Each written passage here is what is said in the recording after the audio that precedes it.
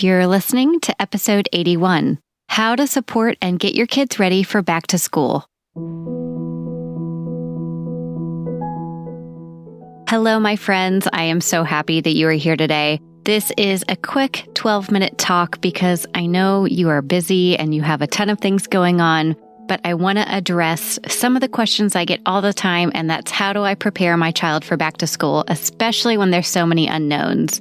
And not to mention the fact that things are so crazy busy right now. I can't wait to share with you this new productivity drink I'm trying called Magic Mind, and I'll get to that in just a minute. But let's talk school. First of all, I'm just in shock that it's the second week of August, which means my 5-year-old turns 6 this week, which is exciting, and he's going to be going into the first grade. And, you know, at the beginning of our school year last year, just like you, things were crazy and unknown, and we had to do the virtual school. And so what I got to do was apply a lot of the skills that I have in child life, and I got to relate them to my son. And so as a child life specialist, I've been aware of the importance of preparing for school for so many reasons, like kiddos who have to go through different types of treatment and have a school reentry, and going to their classrooms and teaching them about the diagnosis or the illness that the child may have. Or if we don't focus on that, we focus on really good hygiene and hand washing and acceptance of us all being different. So we've had kind of those skills in child life, and now I'm going to share with you how you can help your child and help yourself get ready for the back to school year.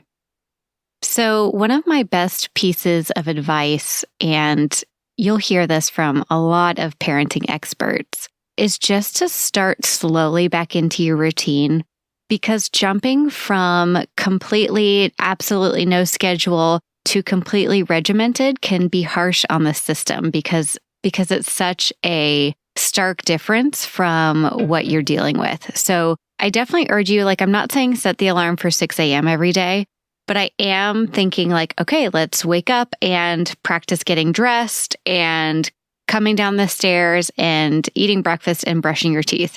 So because those are going to be the expectations when school begins. And if you've had a lazy summer like we have, where we've been really loose on rules and brushing teeth in the morning and watching TV, we're going to start implementing that just 1 to 2 days a week. So I'm not saying this is something you have to do every day, but it's just kind of subtly preparing their system and your system and getting some of those jitters out of the way about having to do so many new things on one morning. So kind of slowly but surely get your routine back. The next thing I want to do is talk with you about the importance of preparation. So if you are going through a situation where you don't have a back to school night, you cannot enter the school prior to going, or you're going to do virtual school or homeschool, start to orient your child to what the schedule is going to be like.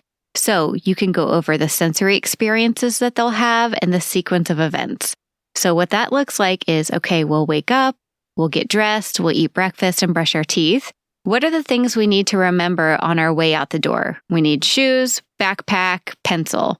And so this is when you can get into the conversation of, well, what backpack are we going to bring? And what's going to be in your backpack? And this is really when you start to engage your child in the conversation. So rather than you being the one telling them exactly what's going to happen, get them involved and keep them up to date as a big partner, basically, in the situation. They're the ones who are going to be having to implement. So we want to try to stay away from telling your child exactly what they're going to do and have them be intrinsically motivated themselves to be able to do it. So after you get your backpack on, we're either going to drive, catch the bus, walk, ride your bike, however you get to school. And that's when you're going to give mom and dad a kiss and say goodbye. And I think that's an important part of separation, because that kind of starts to make things real rather than a shock of you're dropping them off at the door. Start to prepare. All right, should we do a kiss and a hug, or should we do both, or what's going to feel good? And by the way, buddy, we can totally change this up. This is not what we have to do, but let's just walk through it in our minds what it's going to be like. Some kids are going to have a tough time with separation, and I think it's probably a testament to their age and also to the climate that we live in. We have all been really close with that, family unit that lives in your house, whether it's a nuclear family or you've got cousins staying with you or whatever it is. So separation could be hard because they're so used to having you around, especially in 2020 and beyond. So prepare a little bit for what that separation is going to feel like. And I love focusing on the positive of all the new relationships that they're going to meet, their new teacher, their new principal, their guidance counselor, their friends. Who do they think is going to sit at their desk? Do you think they'll have the same color backpack as the people that they're going to meet? So it's really just about introducing these positive relationships that your child is going to be able to build. And then the most important relationship, which is the one that they have with themselves, and they can trust themselves, and they know that they can ask questions if they need clarification on something. They know how to play. They know how to write their name. So really just focus on trusting themselves in a new situation. Gosh, I know that as we're chatting, I'm feeling like I'm giving you a lot to think about. And I know that it sounds like a lot of work up front when it feels like kids are resilient and we should just be able to drop them off at the front door. And some kids can totally do that and adapt, and some kids can't. So as you're listening to these pieces of advice, I want you to know that you get to guide the conversation for what works best for your child. And it's a lot of work up front sometimes. There's a lot of preparation work that goes in so that you can help give them the best opportunity. But I know that this is a lot on a parent's shoulders. I know that you're tired. If your child has some sort of medical illness or chronic illness, you've got all this other stuff to think about, or, you just have a lot on your plate. And it's one of the reasons I'm excited to share with you this productivity drink called Magic Mind that I've been drinking over the past few weeks. If you've been a part of this community for a while, then you know that like 2 p.m., I heavily rely on caffeine, especially when I'm at the hospital, especially when I'm working on Child Life on Call or being a mom. But the problem I experience is that inevitable crash after the caffeine and the desire to have more and more. Like I'm kind of thinking like I drink coffee all day long.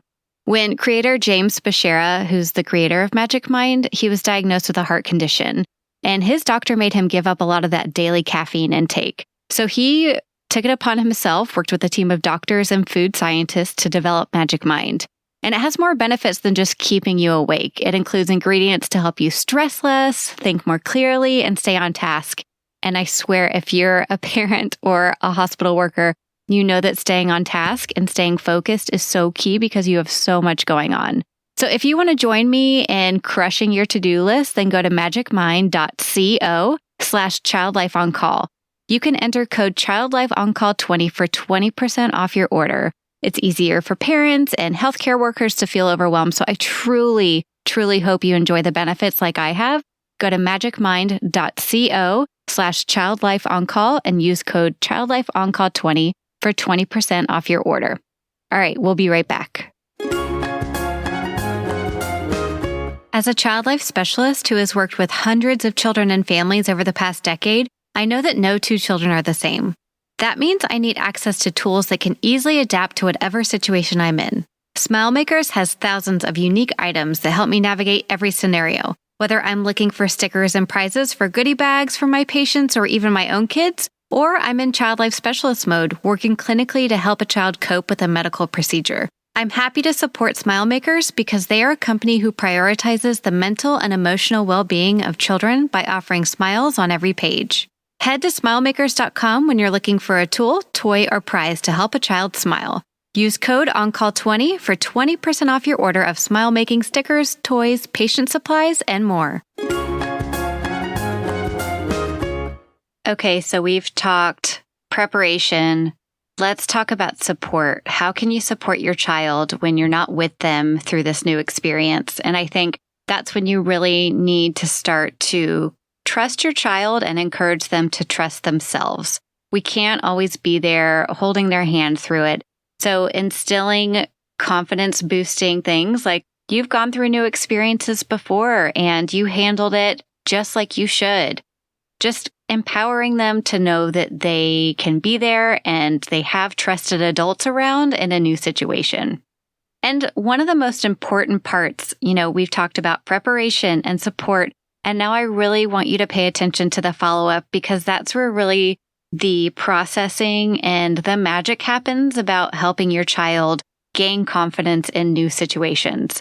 When they get home from school, and I'm not talking immediately because I promise you will not get the answer or conversation you're hoping for, but just when stakes are low and you're able to have an open conversation. And I don't know when that is for you. Maybe that's the dinner table. Maybe it's walking the dog. Maybe it doesn't come for a week or so. But at some point, say, so what's been working well about the morning time? Do you feel like you have enough time to get your shoes on? Do you feel like you have enough time to get homework done in the afternoon? Like, ask your child, what is helping you the most through this? And what's been the most fun thing about school that you didn't realize? Or what's the hardest part of school? So get them talking, ask questions, rather than being like, you never get your shoes on in time, and we're always hustling to get out the door, and you never finish your breakfast. Start posing it in a different way. What's a breakfast we can feed you that you'll be able to eat so that we can get out when we need to? And just really encourage your child to be a part of the conversation, because you're going to get way more out of it and it's going to be way more effective. All right, my friends, thank you so much for being here. I love any tips, tricks, especially from teachers and other parents who have been in the school system for a while. We're all in these unknown times. And so the more advice and support and conversation sharing we can do around this topic is really going to help our kids and ourselves in the long run. So I hope you have a great rest of your week, and I will see you next week for a parent interview with Taranae, who is going to share with us her son's journey with a cleft palate and what that has been like for their entire family. So I'm looking forward to sharing that with you next week. And if you're going back to school in the next couple of weeks, just know that we're all in this together and we're going to get through it. All right, bye guys. I'll see you next time. Thank you for listening to the Child Life On Call podcast. I'm your host, Katie Taylor, and you can follow us at Child Life On Call on Facebook, Twitter, and Instagram. Please rate and review to make it easier for other families to find us. We have cute merch available at www.bonfire.com/store/childlifeoncall, and you can listen to more episodes and find resources at childlifepodcast.com.